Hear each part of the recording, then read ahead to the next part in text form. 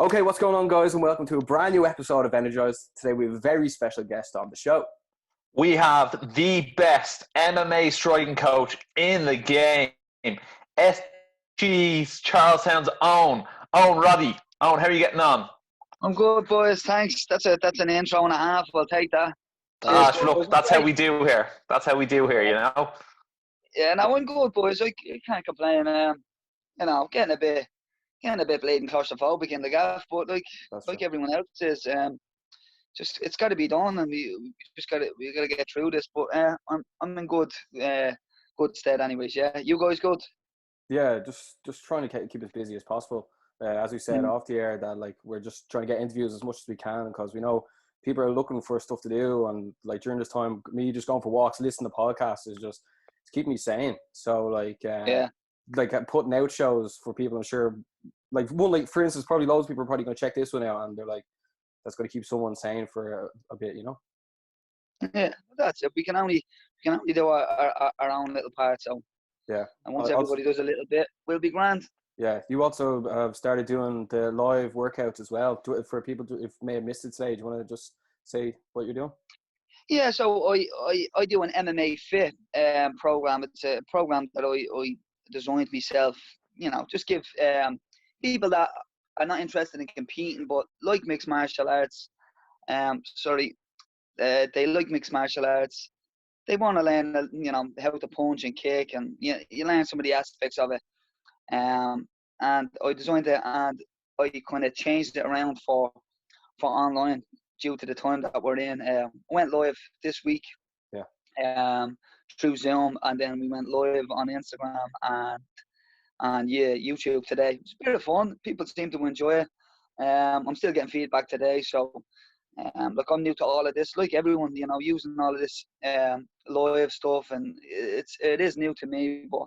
You just got to give it a go and see where it takes you. But people are enjoying it, so I'd say it's going to be a regular thing to this MMA Fit. So yeah, I did my first ever online sort of Instagram live fitness thing with Liam McCourt and Heather Hardy the other day on the Bellator Instagram, and I was like, geez, this is actually really, really tough, but it was actually sort of fun to do with someone else virtually. Yeah, no, it's. Once you start getting into it, it's like no other training. It's like any other training session, not like no other. It's like any other training session. Once you're moving and you're listening to the coach, and you get in that zone, then it's like being in the gym. So yeah, it's literally personal training, like with the number one striking coach of the game. You know? Yeah, that's it, man. Yeah, get on it. But we may as well start here. Owen, you're world renowned now at the moment, and just coming out of little old Ireland, as people would say. But how did you get into mixed martial arts?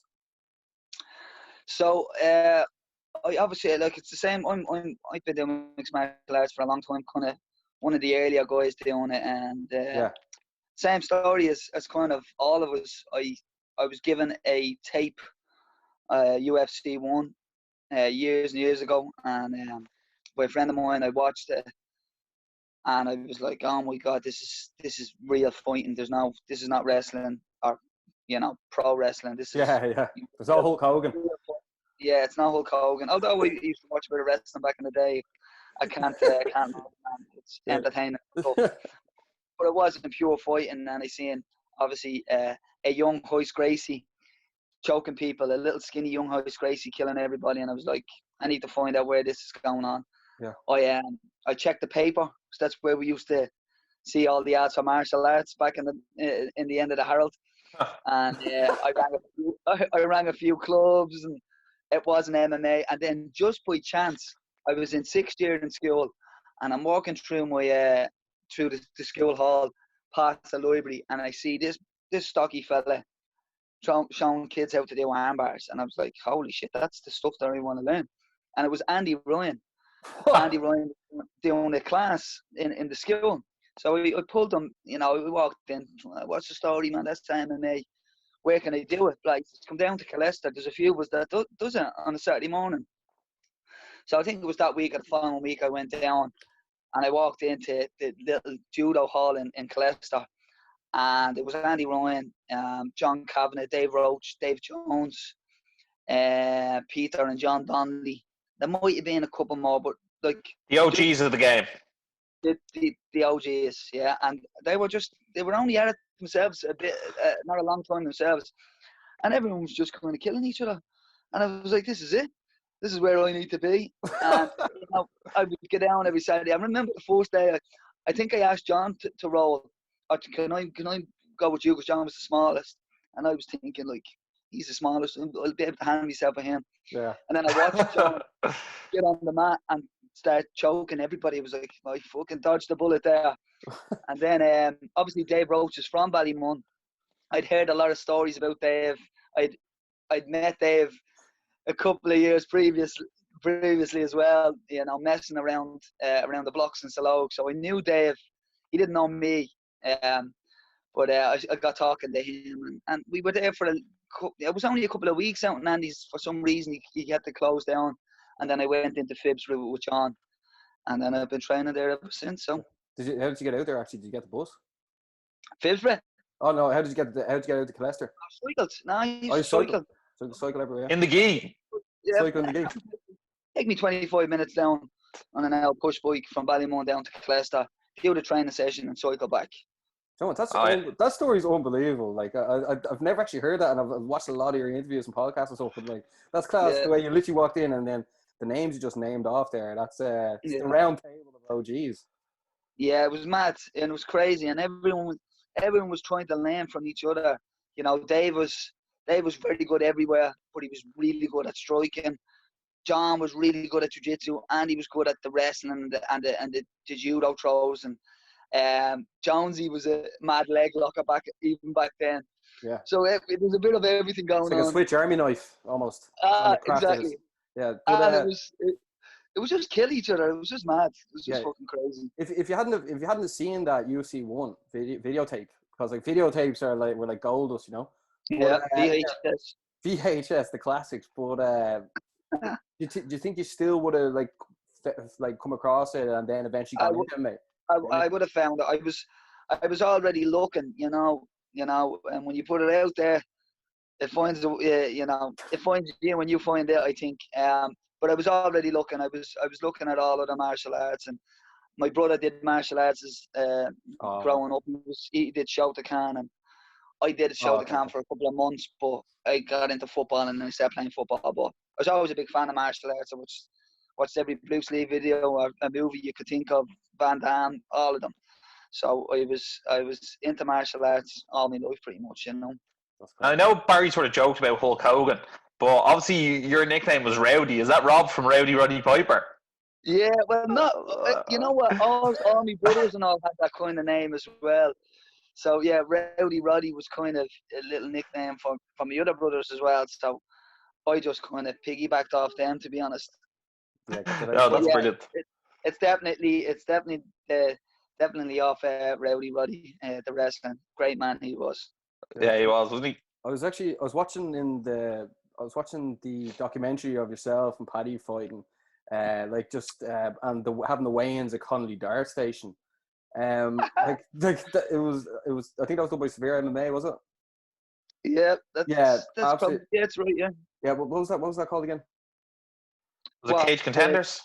No. The video. The documentary, 10,000 hours. 10,000 hours. It's on YouTube. If you haven't seen it, it's unbelievable. It's like old school, like yourself and Paddy in Connolly Dart Station, like doing weigh-ins. Yeah. It's unbelievable. But like that was the beginning of it. Yeah. Yeah, I couldn't believe that was even a thing, because everyone's so used to the glitz and the glam of the Bellators and UFCs and the Cage Warriors and everything, and then to see the humble beginnings and you literally being the face of it as well, like it's unbelievable. Yeah. But the ugly face of it. That's why you can't put us on the spot. That's why we didn't go too far. When Conor came in, the handsome fucker came in, knocking people out and being a handsome and being a talker. Then it blew up. You just needed a chest. You just needed a chest tattoo on. But you told a brilliant story in that documentary, or after. Sorry, you said when you were waiting to go out, you were the most nervous you'd been, and then one of your mates comes over as you're making your way out the ring. He's like, "He was a hug or something." I forget the story, but could you explain it again? He told, that's O'Brien. O'Brien is a friend. O'Brien's been a friend of mine all my life. I don't see much of my old friends anymore, really. You know, I'm getting on. Yeah. But I hung around with a gang of bleeding lunatics, to be honest. And everyone knew that, you know, the fights back in the day, it was the whole of Ireland coming in, you know, running amok. But O'Brien's a good friend of mine, and he was locked out of his mind. And I'm up on stage, shadow boxing for ages, because John Ferguson wanted to have gladiator music before my actual walkout music. So I was on the stage and I started getting a bit uncomfortable because I didn't know what to do. I was at the shadow boxing, I was at the going through my little routine, and then I was kind of standing there. And I'm getting ready to walk down. I was like, thank God I'm walking to the cage. O'Brien pops his head in, locked out of his mind. All right, Roddy, give us a hug, man. I love you, pal. I was like, O'Brien, I'm going to fight now. Can't give you a hug. I will fuck you then. And walked off.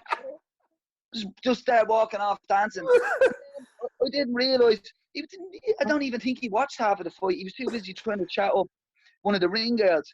Because I'm looking at the fight. I'm being choked by Shannon Gilbert, like full on choke. I thought I was out. But in behind the cage, you see O'Brien, he's not even looking. He's like that talking to the board, and he's like, yeah. So yeah, it was mad, but yeah, that's O'Brien for you. He's a header, yeah. It's The good legend, fun. the legend that is O'Brien. That's an amazing story. But like that was a massive fight at the time as well, wasn't it? Against Shannon Gilbert.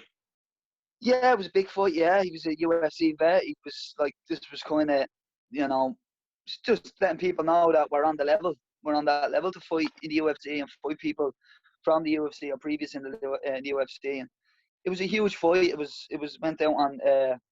I don't know whether it went out live or it was on TV. You know, with Cage Contenders, John Ferguson. You know, although he's a bleeding mad thing, he managed to get things done like TV deals and get us in the paper. So it was a huge catapult for Irish MMA, that show, and I was one of the guys that was at the top of the tier for that show. And well deserved as well. Yeah, some will say that. You like obviously after that fight, after being a UFC vet, this is back in 2012 now, but what was sort of being said here? What were you sort of thinking at that time? Because obviously the goal was to get to the UFC, and yeah. What was sort of going through your head then after, you know? Yeah, my goal was the same as everybody's goal, or anyone that's a professional MMA fighter. Yeah. You know, at that time it was to get to the UFC, and you know, I started MMA years ago, and my goal was get to the UFC, make enough money to buy a gaff. That was it. Yeah. And you know, after the and coming through a very difficult fourth round. And kind of coming through that tough round and getting the win was huge. I think it was only a couple of months after that Conor. I think it was only 2 or 3 months after that Conor won might have won the second belt or whatever, and then he got into the UFC. So I was hoping that I was on that road. I was definitely on that road, but then I obviously I had my next fight against Wilson Hayes, which I lost. You know. Yeah, it was like I know obviously it's like that was your last fight. Also like Wilson Reese, Wilson Hayes, he also fought like obviously training partner with Dominic Cruz as well, like very high level black belt as well. But like like after that, like I mean obviously we're gonna get into what happened if people haven't already seen. But like a lot of people, a lot of athletes and people we've had on the show, it's just a lot of stuff comes down to timing. Like we had Sean O'Malley even there on the show like 2 days ago, and he said like the perfect time coming into the Contender Series. Then like Snoop Dogg shouts him out, everything blows up. You know what I mean? Same way like it's certain things that happen in certain. But not getting that call up to the UFC, like look what's after happening. But like, do you have any sort of regrets? You know, I'm sure it's very hard to have any regrets. No. I'm very happy with the way. I did have regret. I didn't get to the UFC, of course. Yeah. But like that wasn't my fault. After the loss with Wilson Hayes, so I enjoyed that fight with Wilson Hayes. I had moments to win that fight, and I think I thought I won the second round, and I thought coming out into the third I was looking the stronger fighter. Well, I got clipped and I lost, and I wanted to come back after that, but injuries stopped me from coming back. So I was a bit annoyed. I was a bit down for a good while. I checked to see I tried my best to see if I could get around the injuries, but unfortunately I couldn't. And then I made a decision after a couple of months of leading whinging to just focus on coaching, and it's took me on a fucking wild ride now, so I can't complain. That's probably made you like tougher and a harder and better coach to be like, right, you still felt like you had something left to give there, so you're going to transition and just like give it that extra bit, Yeah. So, yeah, like I mean, look what Paddy's done as well like with his gym. Like it's a lot of like top end fighters, if they get fully used, they never really go into coaching. But if people still like stop early, they feel like they have something left to give to the game. So I think that's what definitely drives you. Looking just. I was always going to be a coach. I think if I coached for many years while fighting. I coached in John's gym.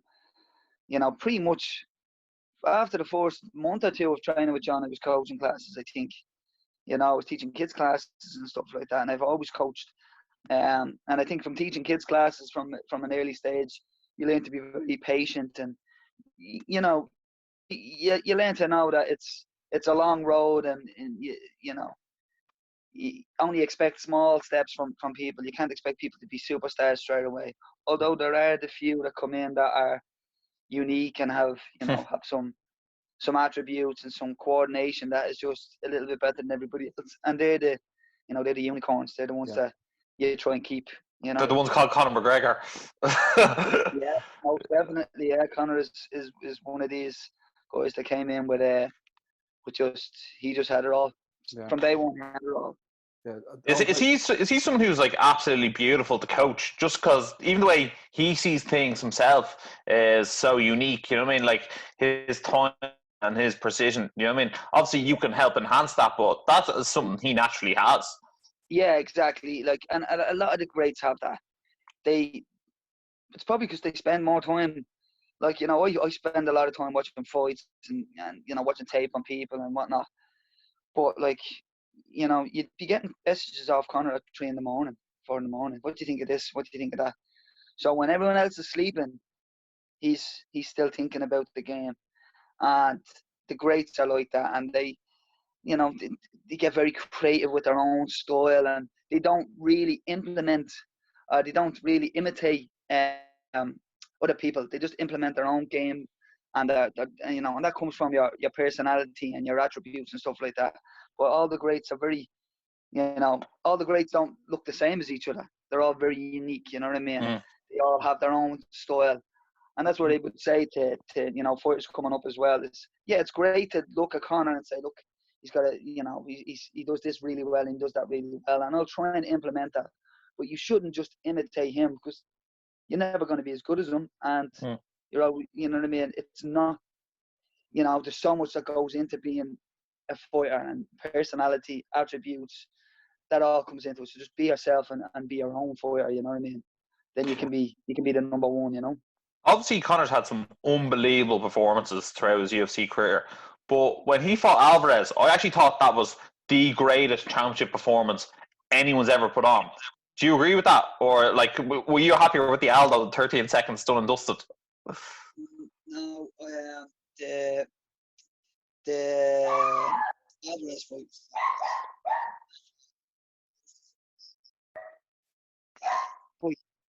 I think one thing is Conor was very he'd been very consistent in fighting. He came off, he had a couple of fights in a row in the lead up to that, so he was in tip top shape.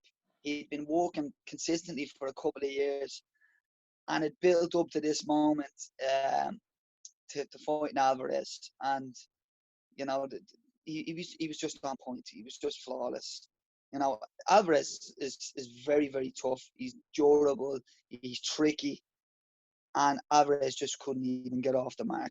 He just couldn't. Everything we knew what Alvarez was coming with. And Conor's give me 1 second, guys. I'm just going.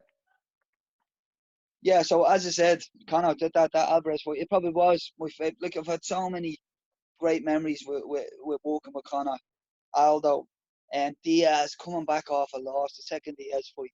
That's another huge moment for the team, but a very big moment for Conor to come through, you know, to overcome adversity and go back in and do it and not change anything. You know, some fighters will look at that.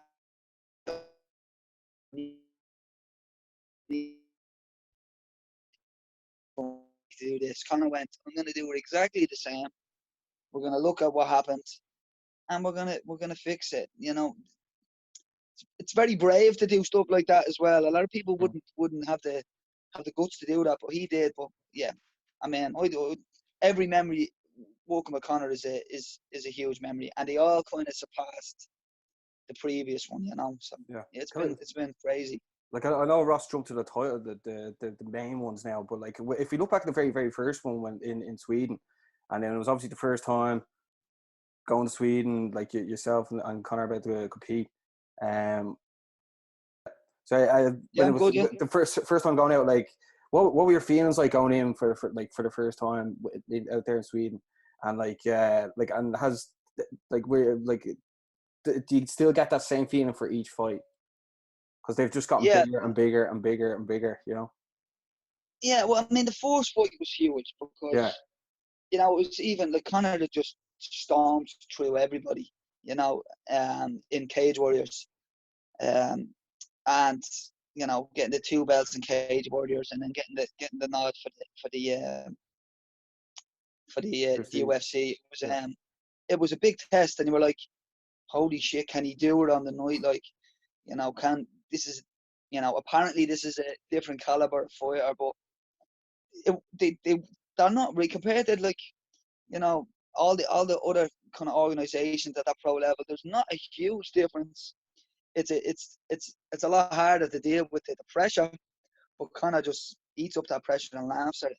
So it was nerve-wracking. Yeah, I remember walking out and going, holy shit, look at the size of this arena in Sweden, and you know. Brimage looked huge. He looked small the next day, but he was huge on the fight night. I was like, Jesus, man, he's a big fella. But like, you just, you know, when Conor joined the gym and started winning his fights and all, he kind of brought this belief that he was unstoppable and that we were unstoppable. And he just started doing things, you know, killing people and knocking people out, and just, I'm going to do this and he would achieve it. I'm going to get this belt and he'd achieve it. So everyone just started believing it. And then everyone started doing good, you know what I mean? All the fighters started doing really well.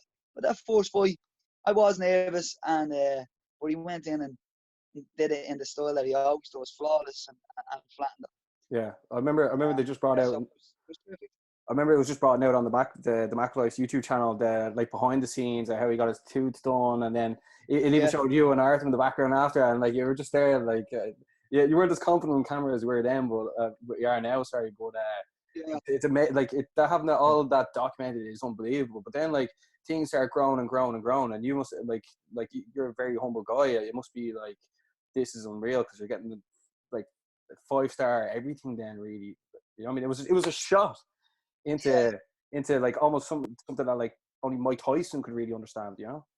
Yeah, you know, there is obviously so after that first fight, you know, Conor had arrived, and you know, he hit the big time straight off the bat. And it was a whirlwind. It was crazy just to think that, you know, we're on this journey with, you know, we didn't know then, but we all kind of knew that Conor had something special, like. But until you win those belts, and until you are the biggest name in, you know, in combat sports, or one of the biggest names in sports, until you are that person, you don't know, and we didn't know. But just everything he did, he just kept climbing and climbing. Like, the next fight was Holloway in Boston, and like, shit, he's broke the US. And then he's back, and then he's fighting in the fight capital of the world, Vegas, with Poirier, and you're like, you can't get bigger than this.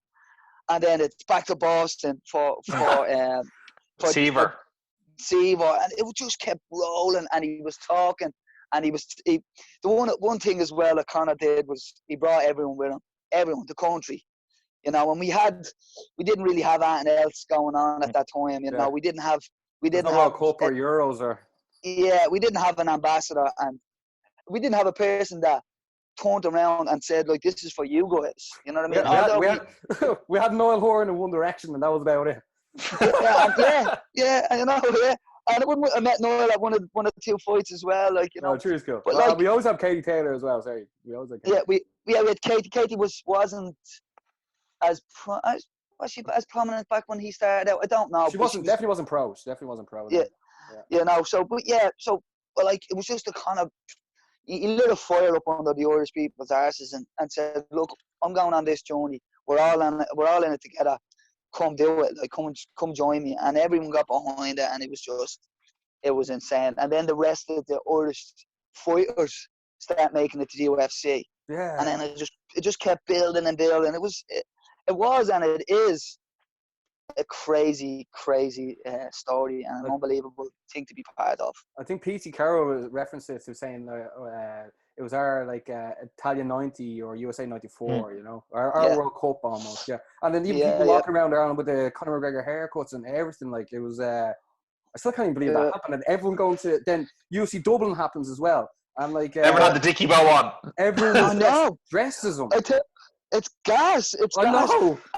Anything that Conor touches just turns to gold. It just turns to gold. You know, it's amazing that everyone was going around with the bun. Everyone was going around with Dickie bows. Everybody was in a 3-piece suit. Just going down the road, going into town. 3-piece suits collecting the doll. Yeah. living good, man. It was crazy.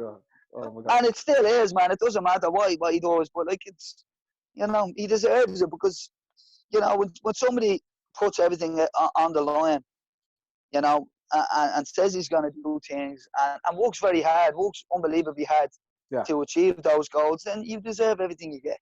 Yeah. You know what I mean? A lot of people won't say it and won't put it out there. They'll be afraid of losing or afraid of what people might think. But it's the people like Conor that says it that has all the glory. Yeah, the way he was saying stuff as well. Sorry, Ross, one sec. The way he was just saying stuff, like, even like the Irish team took off. Like, I mean, the Irish football team started playing better. Like, the women's teams again into the Hockey World Cup. I think it was semi-final, final.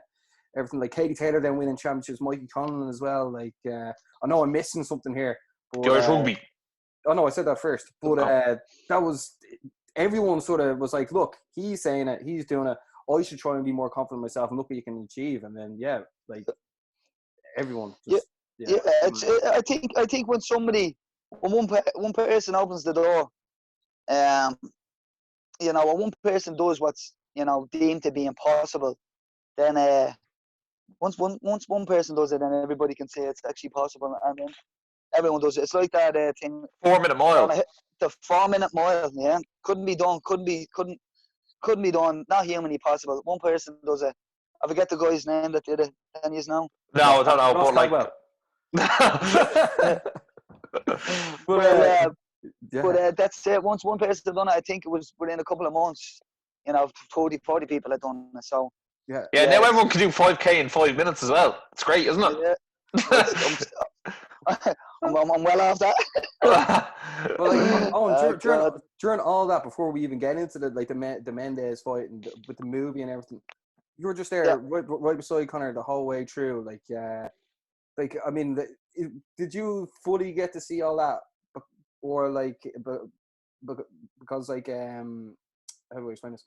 Like, you were there, you were living it there the whole time, right in the center of it. Like, whereas like everyone back here in Ireland was just like, what is going on, you know? Yeah.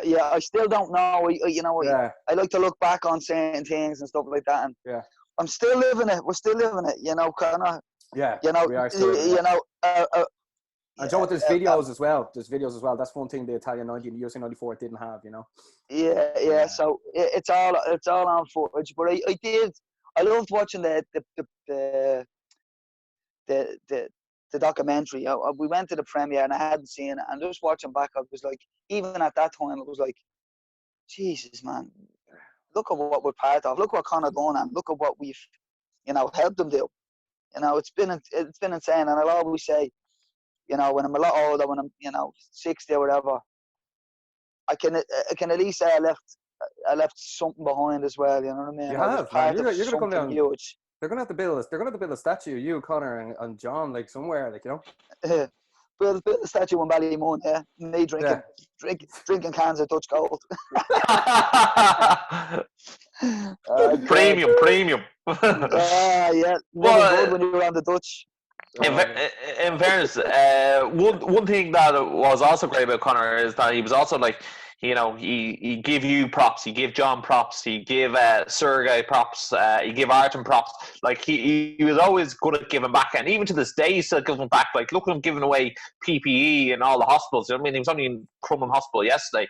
You know, I think a lot of people like to think, you know, he's this bad guy or whatever. He's almost like Stone Cold Steve Austin with a heart or something. You know what I mean? He's like the bad guy who everyone loves. You know what I mean? Yeah. No, I mean, kind of obviously, like, you know, certain things you say, like in regards to, like, you know, before fights, and he's getting roiled up and all of that, and you know, that's part of that game. You know what I mean? But people don't really, and you know, he's been in the media for some other things that haven't been great. But, you know, we're all only human and we all make mistakes or whatever. But you very rarely get to see all the good he does. You know what I mean? People close to him do know how genuine and how good he is. And he never leaves anybody behind. He brings everybody in. He keeps people there that, you know, that have been there from day one.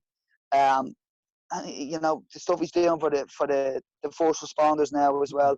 And the donations that he, you know, you wouldn't even know the amount of donations that fella just probably just be putting to people, and you know, it's sick people and sick kids, and you know, he does a lot, but he doesn't get the credit for all the good.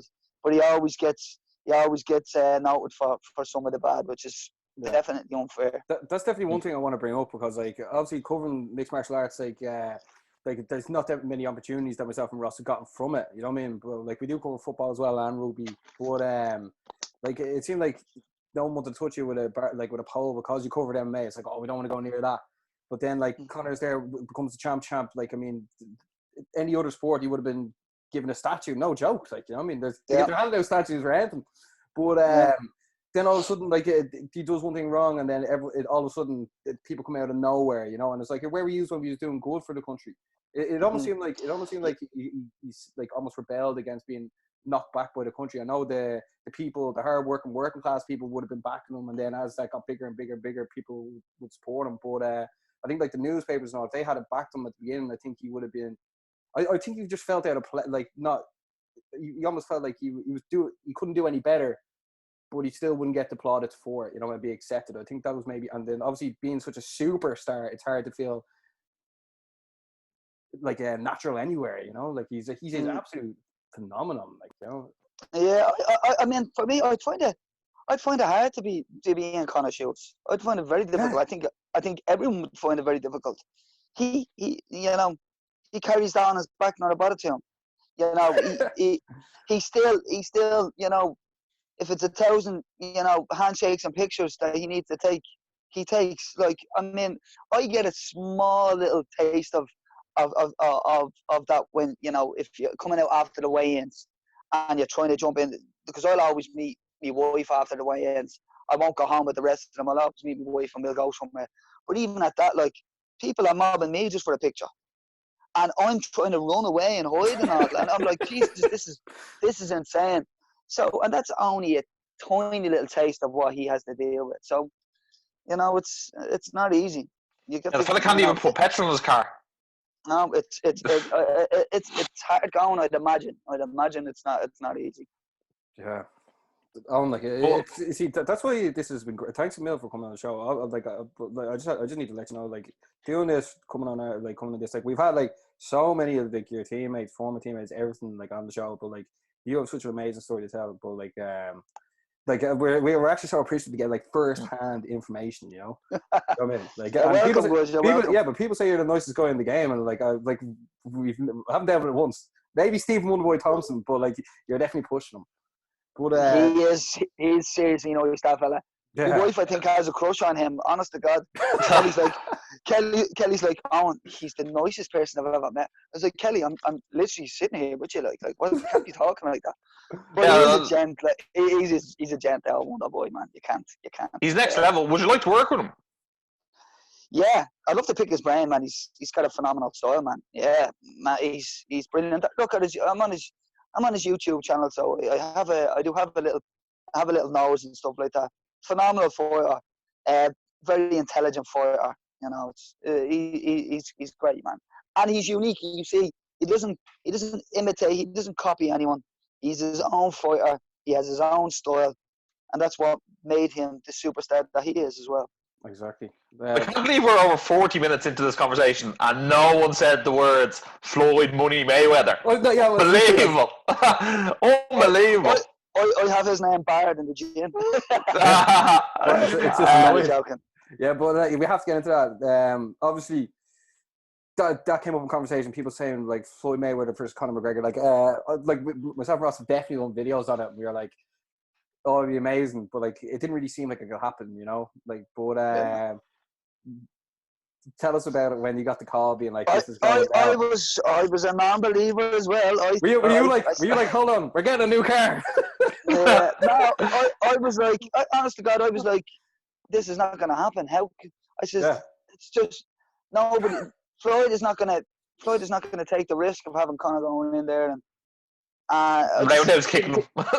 Yeah, and there was all of that. There was that gas. There was bets like Conor McGregor 500 to 1 if he goes in and kicks Floyd in the face, you know, in the first minute. But when I kind of started I believed this as soon as Conor's management was talking to Floyd's management.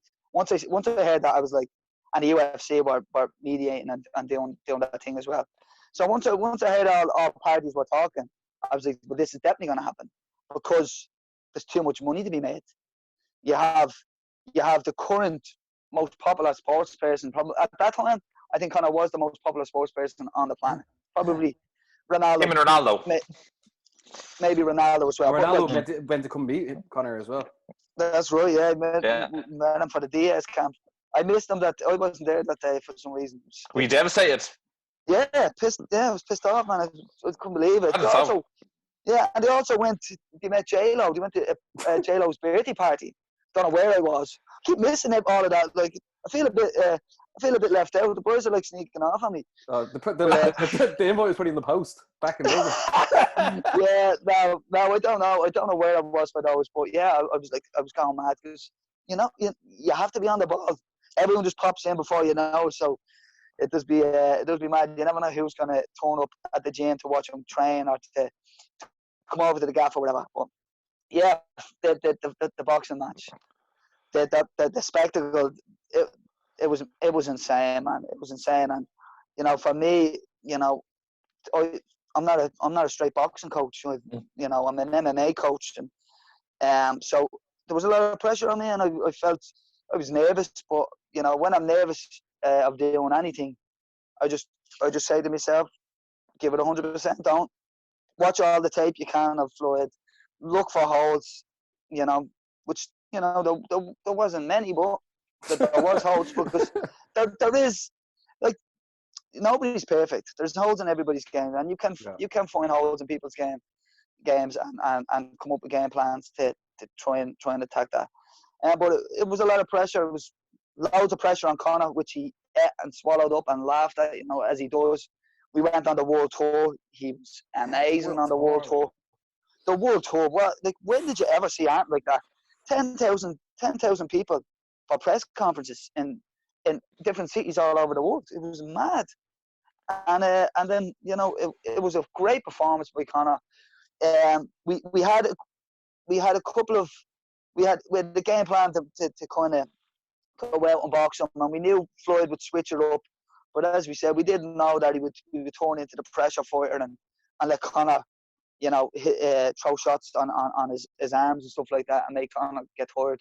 But like, and then we made a few mistakes. I definitely think we could correct those, and I definitely think you know, Conor could definitely fucking get the nod the next time on that one, you know, because he landed shots. He landed more shots than anyone else landed on Floyd, and it was only fatigue that stopped him, you know.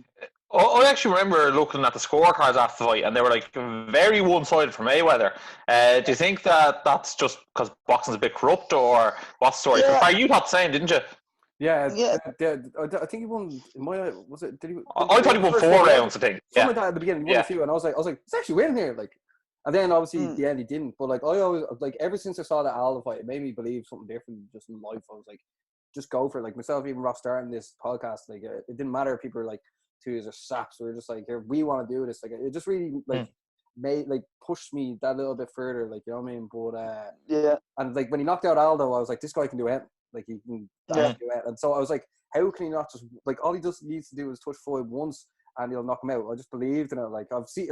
I only believe what I see. You know what I mean? I only believe what I see, and I could see it happening. I know it didn't happen, but I had to believe. And also, I always back the Irish as well. Like very biased.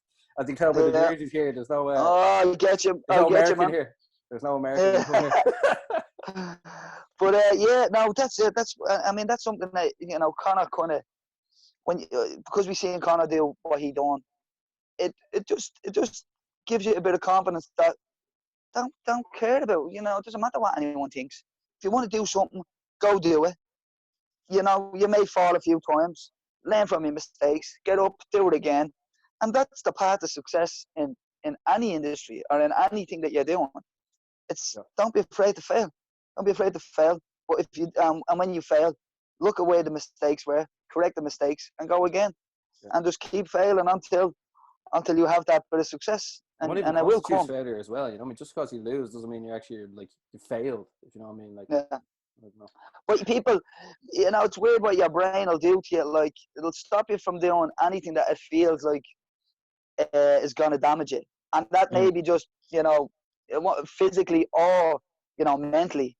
So like even this morning, my neighbours was gone. I went live on Instagram for the first time ever, and on YouTube for the first time ever. I mean, the neighbours was gone. I was like, shit, man. What if nobody watches? What if I fall? I tuned in. There's your good stuff. So I was on the Instagram live there. I was like, look at him running on the spot, doing his bit of jogging. I was like, you're looking for your podcast. Oh no, but like, you know what I mean? Your brain is like, don't do that. You're gonna fall. You're gonna fall on. You're gonna fall and hurt yourself. Everyone's gonna laugh. Don't do it. Just cancel it. But you just gotta keep pushing through that. I can't believe you even think like that. I can't even believe you think like that. You're bulletproof. Everybody thinks like that. Everybody thinks like that. It's only the people that actually, don't listen to that voice and just do it anyway. They're the people that have some success. I believe. You know what I mean? So yeah, a couple of years ago, I just said to myself, just say yes to everything. You do that, and it's a nightmare because I have this time I haven't got time to do it. You say, will you come do this? Yeah, I'll do it. Yeah, you do that. Yeah, I'll do it. Because I'm like, I don't want to have the fear of not doing something and missing an opportunity. So I say yes to everything, which is not a great thing at times, but eventually I say yes to it. But if after a while I don't like it or it doesn't suit me, I won't do it. But at least I gave it a go. So say yes to everything, except for drugs. Don't say no to drugs. And Owen, with you coaching Conor in striking, in terms of your payments, do you want a percentage or you want a flat fee? Or what way does that work? Oh, Jesus, we don't talk money on a show like this. We just stop. Let's just say. You're looked after. I'm comfortable. Let's just say that. No, I was just wondering about whether, when you did the May Mac was that better. But look, if you don't talk about it, that's your own business. That's fair enough. Yeah. No, I suppose. I live in Ballymun. There'd be fucking 50 people through big gaff trying to get money out of me. I'm only messing. I volunteer. No, you volunteer free. Like obviously, like you've been in so many massive events, but like, what was the best one that you're at? Because like obviously you have UC Dublin, you obviously have 205, the Mayweather one, like the Mendez one, obviously the Aldo one. Like, what's the best one, man? Like, come on, who had the ticket to the right show? The one in the ringside. I'm only messing.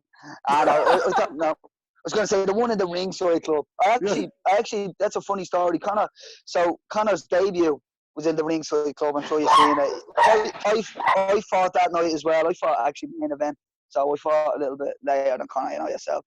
Yeah. But that's funny. But I can't really pick one. No. I mean, I'm just happy to be part of the journey. I know. That's the thing. Like it's mad. like I'm as I said, I'm from Ballymun. You know, you're lucky to. I don't want to be saying we're lucky to do this. You know, everybody is. You know, we are what we make of our lives. You know what I mean? You know, we do what we can, but like, you know, you're not expected to do great over here. You know what I mean? It's like You're lucky to get out. Yeah, it's like being to like 6 or 7 Champions League finals. Like it's like pick one. Yeah, Like, yeah, and to be part of it and to have helped and to, you know, I just that's weird. My life has been good. You know what I mean? I'm very fortunate. I have a beautiful wife and kids. I have a home over my head. I've seen it. You know, all aspects of life. You know what I mean? You know, the top of the tier, you know, the bottom of the barrel. I've seen it all and I've experienced it all, and you know what I mean. That's a life well spent. You know. that's yeah, no man. Like obviously this is the first time we probably got to have a chat, but like from the outside looking in, like we were super proud of you and the whole team, and like what it's done is change a lot of people's mindsets on like just the way living life and going for stuff. It's really made a new wave of like even younger people now. Like the amount of people that have started doing MMA now, just to be hopefully one day have a push them to do something, because they may not take the MMA career, but that confidence might make them like go for that promotion or tell their boss to fuck off or go for that person they fancy. I mean, a lot of different aspects of life, you know. Yeah, man, you gotta do what you love, man. And you have to do what you love, because otherwise you're gonna be, you know, you have to work. You know what I mean? You have to make money, and these are things that, you know, you have to do. But like, if you find something that you love and do that long enough, it'll make you money. You know what I mean? And I mean, you don't have to be a millionaire. You don't have to be. Yeah, you don't even need to be. You know, all you need is, and we're lucky in Ireland. Most of us, you know, I know there's a lot of homeless still out there, but like most of us are doing okay. We have a roof over our head. We've got family around us, and you know, we're living all right. We're not in Africa where, you know, in dire straits, or you know what I mean, over these war-torn countries. We're doing all right over here. So yeah, well, you know look what at the way things are now. Like, I mean, like the people with absolute millions, they kind of spend it on it, because this lockdown has really changed people's mindset. You know, as long as you have like your family there who love you, you have food, electricity, and like a bit of like the internet. We're forced to have Wi-Fi to watch the Energized show. Yeah. Like, I mean, you know what? I had a little panic attack here a couple of days ago. The Wi-Fi was a bit dodgy. Yeah, the internet was turning off. Yeah. I don't know what the story was. I was like, I was nearly gonna have to talk to the kids. It was weird. Go and live to the kids. I'm only joking, but yeah, now it does. It puts things in perspective. You know what I mean? You know what I mean? If your money's in the bank, you don't. It's not even technically. It's not even real. It's just zeros and it's just zeros and ones and whatnot. So, but like the people that are around you, and, you know, that's what's important. Yeah. What you make of the current situation now as well, Owen, of like Irish MMA? Because like obviously Bellator have now come over like multiple times. You've multiple times on the card. Also you've Ian on Brave as well, if that's correct. Yeah, then that as well.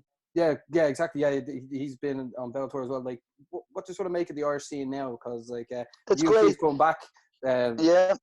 Well, what's your thoughts? Because like a lot of people don't know what avenues to go down, maybe, and you've been there, done that, you know.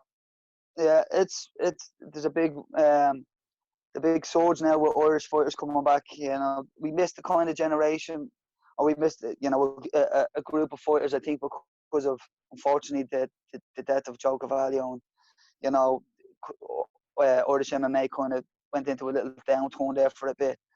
But, you know, all the work that I'm doing with the amateurs and stuff like that, and then all the other shows, you know, Bellator coming over, a huge show.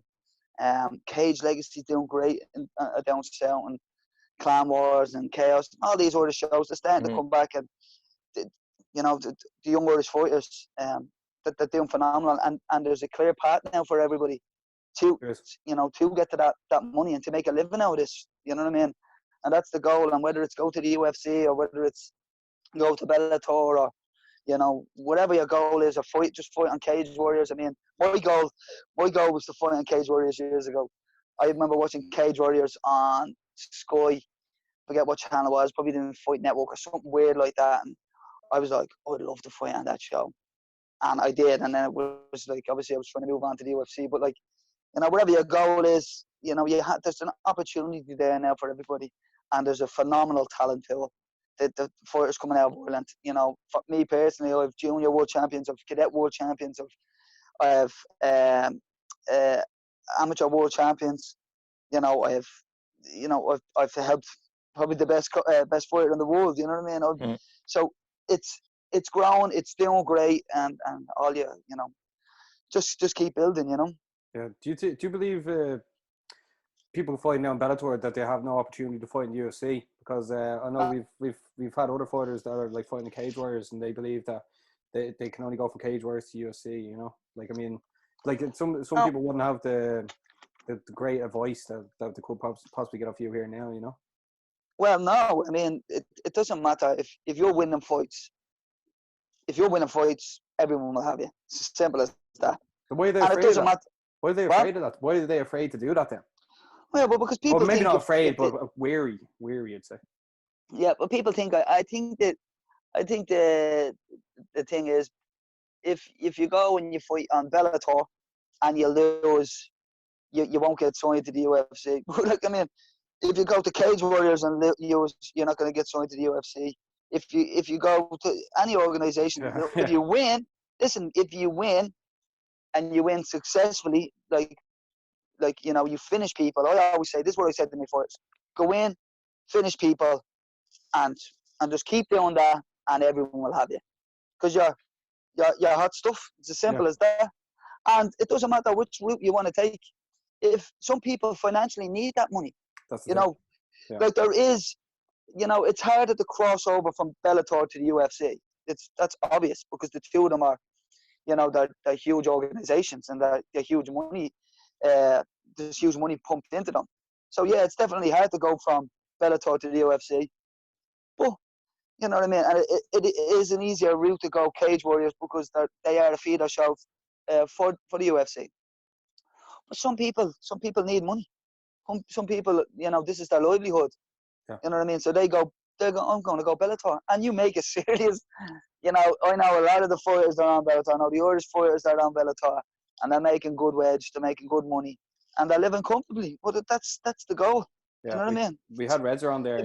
He said he was just treated he wasn't treated greatly in the UFC, and then in Bellator he's treated like as part of the Bellator family almost. And like as you said, some people have to make this is their living. So at the end of the day, I think it should just come down to like, what do they really want to do? Are they in it for the money? Like, I mean, whatever their real ambitions are, they should just go that way, and obviously a bigger paycheck. Yeah. But if you get 100 grand in Bellator and 20 grand in UFC, I mean, like, you know what I mean? Yeah, exactly. But some people, money is not the motivation. I know. Yeah, that's what I mean. Yeah, everyone's different. Yeah. So, but that's something you sit down and you discuss with your coach. Yeah. And your goal, let's say the guy on the left, in my gym, the guy on the left, I want to go Cage Warriors. I want to go UFC. Yeah. All right, brilliant. That's what you want to do. Brilliant. What do you want to do? I want to get on Bellator and make a quick, make a few bob and look for the win for a better. Like, you get serious money if you're fighting for a Bellator title. I want to do that because it's quicker and I need the money. I want to fight on Cage Legacy and have a good few pro fights, fight some decent Irish fighters and call it a day. I want to compete on the IMAFs and become an amateur world champion. It's up to you. It's up to you. Whatever you want to do, you do. You sit down, you discuss with a coach, and the coach will back you 100%. Simple as. Yeah. Oh, sorry. You just said a couple of things there. Like, I was like, how much do you love coaching? I love it. Yeah. Tell us a bit about it. How much you love it? Yeah, it's been all I've been doing for the past 17, 18 years. You know what I mean? I was coaching. I coached, as I said. John Kavanagh turned around to me in the shed in Tribsbury. I couldn't pay the fees. Dave Roach turned around. He says, I can't really pay the fees. He can't afford it. Is that can he do? And John was like, yeah, no, but he can clean the mats. So I cleaned the mats. And then after I was allowed to clean the mats, but then I was allowed to train in all the classes. So I was hitting this gym every day, and I was getting good quick. And then he was like, "Oh, you're getting pretty good. I have a kids program. You want to teach the kids program?" I says, "Yeah, I'll teach the kids program." And I started teaching the kids program. And I wouldn't mind. I used to travel all over the place. I used to walk from 7 to 3 in Finglas. I was driving forklift, so I'd walk from 7 to 3. So I'd get the bus to work. I'd jump on the bus to town. I get on the bus from town to Harold Cross. I teach a class in Harold Cross at 5 o'clock. I teach 2 classes there, sorry. Jump on another bus, head to Rathfarnham. Teach another class out in Rathfarnham. Get on the bus back to Harold Cross. Train. Bus from there to town. From town to Megaff. And I did that for a year or so, solid. You know what I mean? I hope you had a good bus card. What? Hope you had a good bus card. No, I didn't. You bunked the whole thing. Bus card. No. We just had a bunked it. Just sneak on the back. No. But, and then John's gym moved to bleed Rathfarnham, which was fucking halfway down the country. And I eventually got on the road. I got a Ford Fiesta. And I had it for ages, but I was afraid to drive up Christchurch, you know, because of the hill. So I used to go on detours and all. I'd be bleeding mad. But then I used to drive out to Harold's Cross. I'd spend out on the Harold's Cross, out in Rathkill, sorry.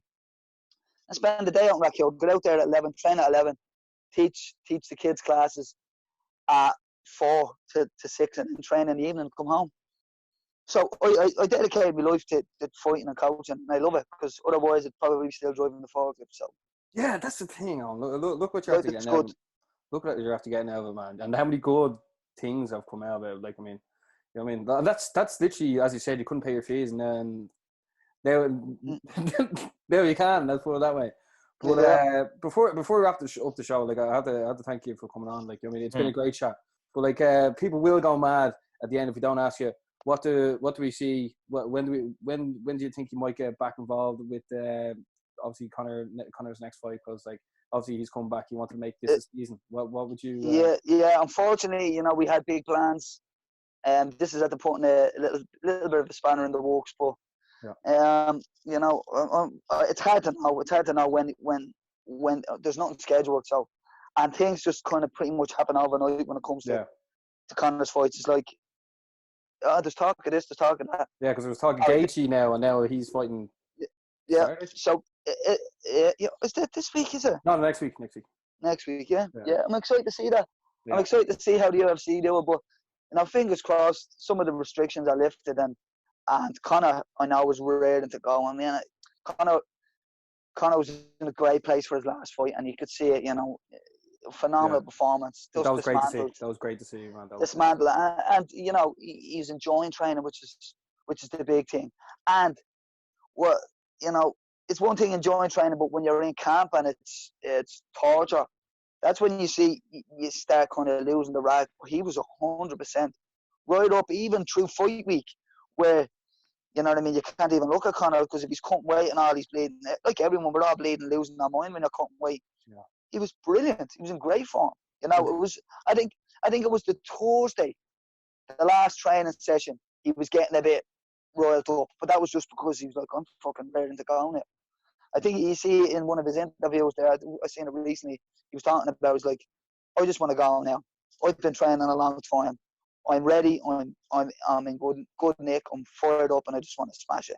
And you could see that happens kind of fight week as well. But I don't know. I don't know when he's going to fight. I'd be excited.